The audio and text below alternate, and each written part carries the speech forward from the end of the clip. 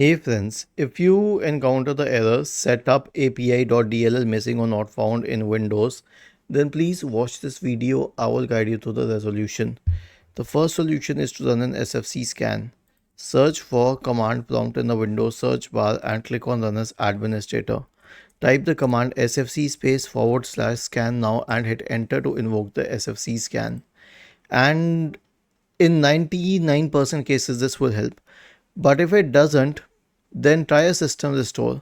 Search for recovery in the Windows search bar and open recovery.